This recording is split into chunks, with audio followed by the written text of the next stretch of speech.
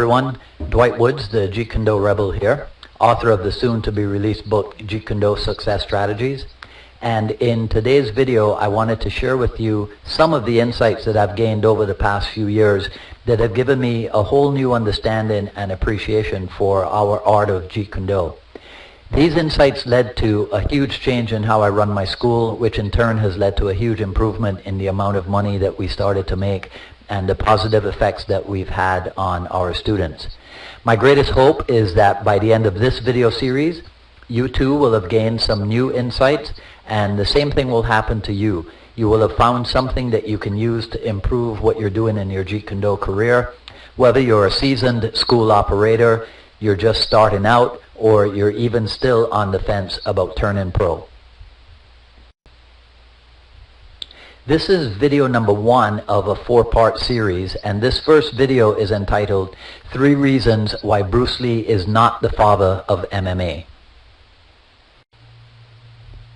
First off, let me explain to you how I got to this point. Almost 30 years ago, at the start of my career as a Jeet Kune Do instructor, I had the crazy idea that I didn't have to know anything about how to run my school as a business. All I pretty much had to do was rent a space, put up a sign, and automatically people would flock to my location. Had I continued on that path, I doubt very much that I'd be here talking to you today. I would probably have had to close my school and taken up a job again in the airline industry or something like that.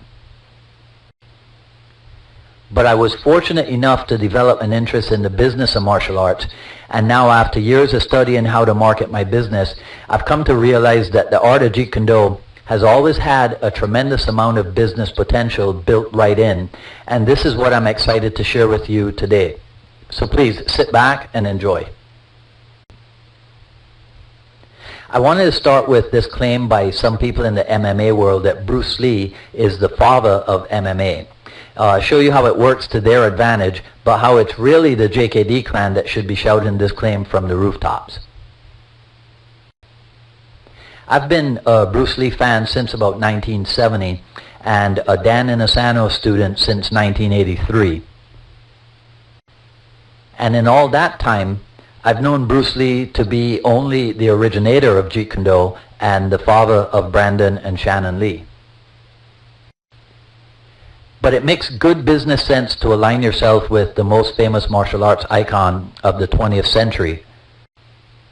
But when you really understand what Jeet Kune Do is, then you know it's not at all the same thing as what's happening in the MMA world. So what then is the true legacy that Bruce Lee left behind? Let's go back to MMA and the Enter the Dragon opening scene where Cedro Bruce uses finger gloves and he wears fight trunks that look like Speedos. And lo and behold, he ends the fight scene by throwing and submitting Sammo Hung. This is something that a lot of people use to indicate that what Bruce Lee was doing in that movie is what's happening in the MMA world. But I seriously doubt it was his intention to have that fight scene become the advertisement for a martial arts sporting business. Here's what was really happening, and this is reason number 1. First of all, Bruce Lee was a consummate filmmaker. And so the first blow in the fight scene with Sammo Hung takes place within the first 60 seconds of the film's opening. None of this was by accident, so let's break it down a little bit differently by doing what we do in Jeet Kune Do all the time, opening our minds and expanding our thinking just a little. What Bruce Lee is doing here is using a strong opening scene the way a sales letter opens with a strong, compelling headline. The purpose of the strong, compelling headline is to get the viewer or reader's attention and make them read the first sentence of the letter or the advertisement, in the same way that a strong opening fight scene primes the viewer for the next fight scene. The second thing, and the second reason, Bruce Lee is making use of a tried and true setting showing 2 skilled combatants, and he was laying the foundation for the rest of the movie. And if you think that people don't pay attention to two warriors going at it, then you're the one who might not actually be paying attention. So try this experiment for yourself. Say the name Russell Crowe and ask anyone to name the first movie that comes to mind. Invariably, a very high percentage will say Gladiator. And why is this? It's because everyone likes watching a good fight, and the two-man battle is a staple in the human psyche. There's something primal about it, and it taps into that primitive instinct that we all possess. Well, Bruce Lee understood all of this and used that opening scene in Enter the Dragon to wake the audience up, grab them by the throat, and drag them into his movie. And he didn't let go until the final fight scene. To take this back to business, a good sales letter will do the exact same thing. Grab the reader's attention and then keep the reader engaged all the way to the end. It's good movie making, it's good business, not quite like my attempts in the same setting.